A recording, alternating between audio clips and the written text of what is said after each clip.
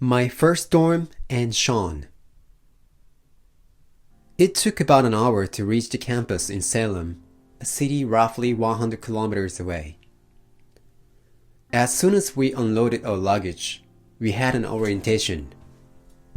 We were given explanations about classes, dorm life, and even how to eat meals in the cafeteria. After that, we walked to the dormitory. The dorm was called Lausanne. Among the many dorms, Lausanne was one of the largest and oldest, and entry required a photo ID. When you held the card up, there was a clicking sound and a large door with the brass knob opened. Inside the carpeted building, there was a distinct smell I had never encountered in Japan. It smelled like America. My room was on the second floor. It was about 180 square feet with a desk and a bed on each side. In front of us were box-style TV, a window overlooking the campus, and an unfamiliar game console labeled Xbox. The first thing that surprised me was how high the bed was. All luggage, including suitcases, was meant to be stored underneath, but the bed was so high that you had to jump to get onto it. There were no rails, and I was always worried I might fall off while sleeping.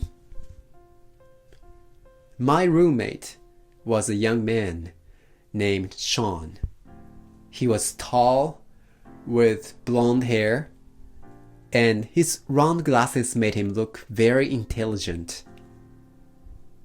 Because his name was spelled S-E-A-N, I kept calling him Sam, until he corrected me. When we met, we shook hands with a smile and said hi. It was my very first English conversation. Talking with Sean made me realize again and again how little my English actually got across. I couldn't even get the word hair dryer across.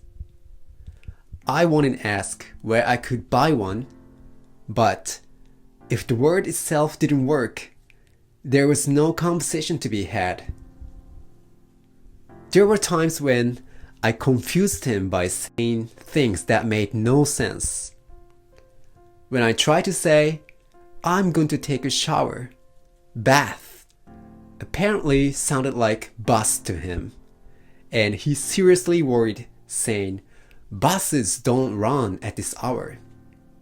I regretted saying something so unnecessary. Sean was so kind. He often went out of his way to talk to me and even invited me to dinners, saying he wanted to introduce me to his friends. He even started playing the acoustic guitar after watching me. When I showed him how to play an F chord, he practiced it over and over again.